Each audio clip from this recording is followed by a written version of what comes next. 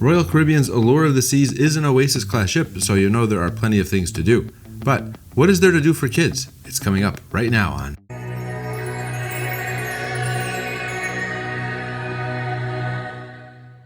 My name is Darren from OrlandoParkSky.com, and I recently sailed on Allure of the Seas from Orlando. I have been on a few Oasis Class ships in the Royal Caribbean fleet, but this is my first time going on an older model. And by old, I mean her maiden voyage was in 2010, so she isn't ancient. I wondered if it would be as fun for kids as Symphony of the Seas or Wonder of the Seas, which have some additional features that are not found on Allure. So I toured Allure of the Seas at length with my son, and together we uncovered the best activities for kids and teens.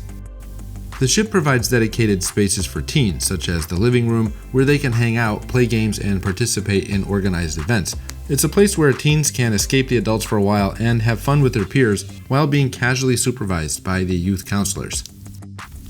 The counselors are terrific at breaking the ice for kids, which is great if you have only one teen. Many introductions and icebreaker games take place on the first night, so you want to send your teen on day one, but new friends can be made at any time. The Teen Club caters to ages 12 through 14 years old and 15 through 17 years old. The counselors offer supervised activities throughout the day and evening. My teen tells me that most kids plan to go at night. Most of the time, kids just want to hang out in the chill zone, listen to music, and socialize, but there are often field trips to the sports court to play basketball and dodgeball. There are friendly competitions like shipwide scavenger hunts, and of course, video games. But not just video games, they have video game competitions.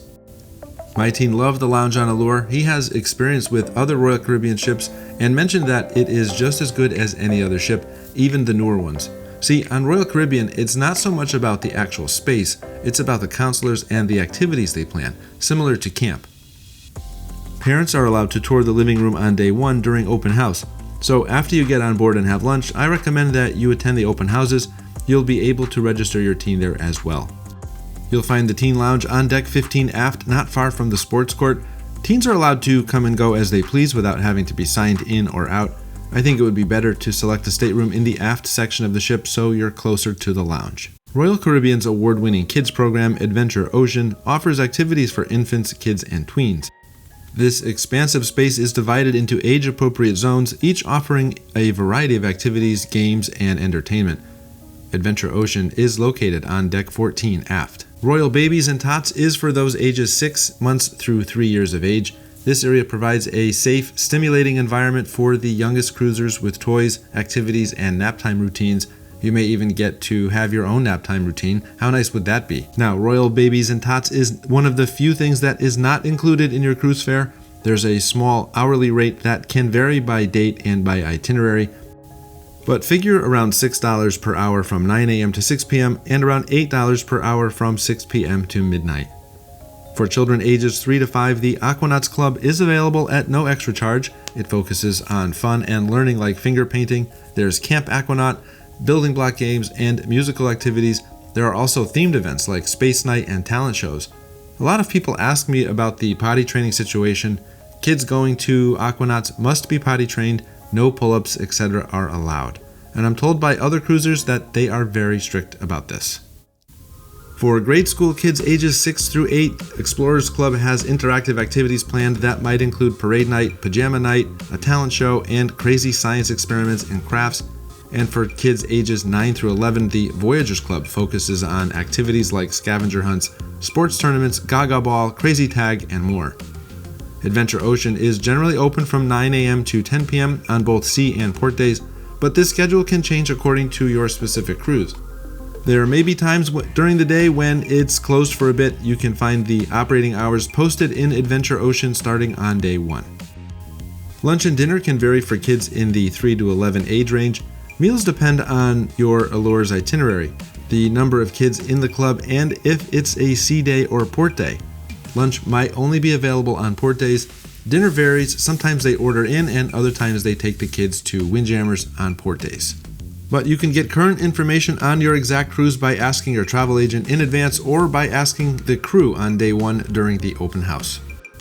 Royal Caribbean offers My Family Time Dining, where if you have an early dining time, you can bring your kids to the main dining room. They will be served first and then escorted to Adventure Ocean by the Adventure Ocean staff.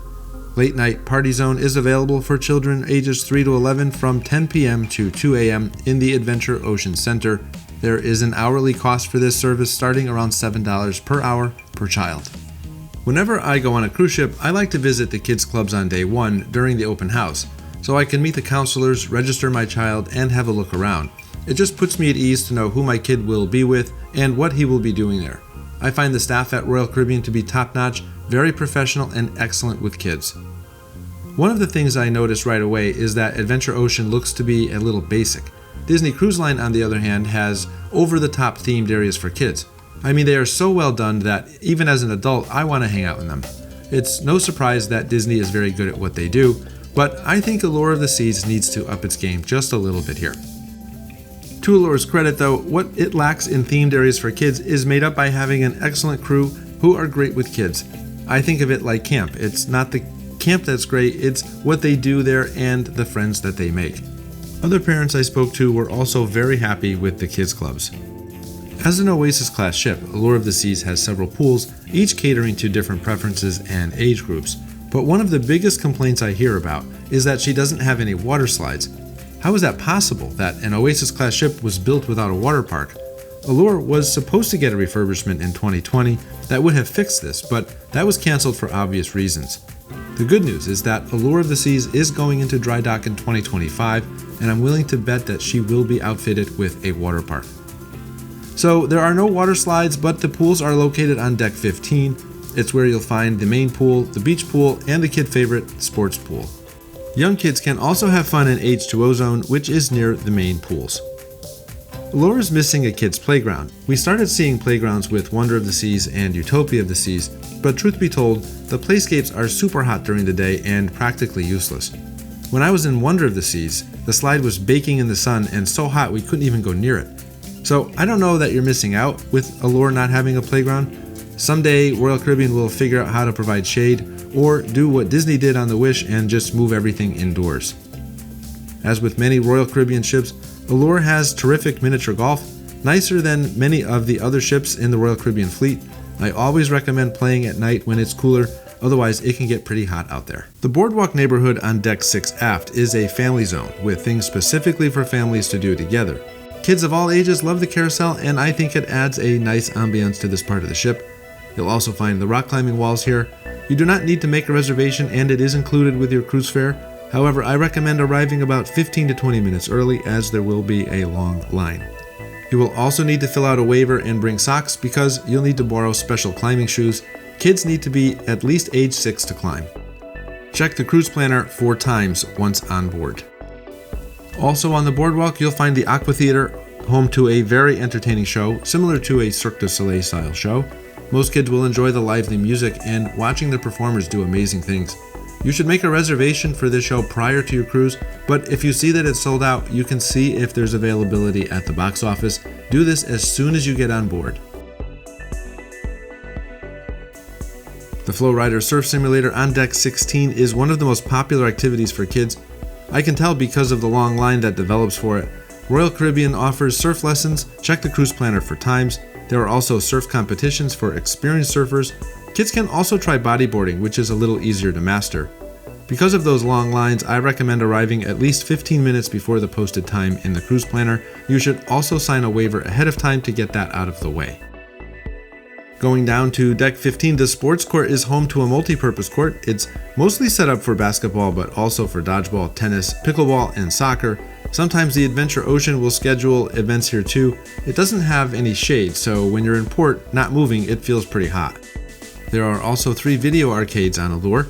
They are located on deck 6, 14, and 15. I find that deck 6 Boardwalk arcade isn't as popular with kids as the ones on decks 14 and 15. I think this is because they are closer to the kids clubs. There is no supervision here unless Adventure Ocean has a scheduled event. Beware that kids can use their SeaPass card to purchase game credits. You may want to set a budget for them if you're letting them go by themselves. If kids are there with Adventure Ocean, the games are usually set to free play. Sorrento's Pizza is a great place for kids to grab a snack. Teens will like that Sorrento's is open late so they can leave the lounge to get some pizza and hang out on the Royal Promenade for a bit. Pizza is included at no extra cost. Allure of the Seas has Studio B, the ship's ice skating rink. This is located on deck 4 forward. At night, it's home to an excellent show on ice. I think most kids would enjoy it. It's set to great music and the performers are extremely talented. Check the cruise planner for open skate times offered during the day. Guests of all ages and abilities are welcome to skate on the ice. Just remember to wear pants. Shorts are not allowed. If your itinerary includes a stop at Perfect Day at Coco Cay, Royal Caribbean's private island in the Bahamas, there are some additional activities just for kids in addition to the beaches and pool. Splashaway Bay is a water playground designed specifically for kids at Royal Caribbean's private island. It has an interactive water feature, a themed playground, and massive water buckets. There's also Captain Jill's Galleon, another water playscape. This one is much smaller but themed to an old pirate ship. Oh, and beware of the water cannons. And for older kids, there's Thrill Water Park, filled with water slides and a wave pool. This is an additional cost, but kids ages 14 and older are allowed to enter by themselves. Admission can be purchased in advance of your cruise, usually at a discounted price, perhaps around $100 per person. Personally, I don't recommend it. There's nothing wrong with Thrill Water Park, but I think there is plenty to do on the island without having to spend any additional money. If your kids are really into water slides, then it could be worth it. I mentioned that this was my first time on Allure of the Seas, but I have sailed on her sister, Wonder of the Seas, many times out of Orlando's Port Canaveral. To see what that ship is like for kids and a few surprises, check out that video on my channel. This is Darren from OrlandoParkSky.com. Check out the community tab in my channel for additional information on family travel.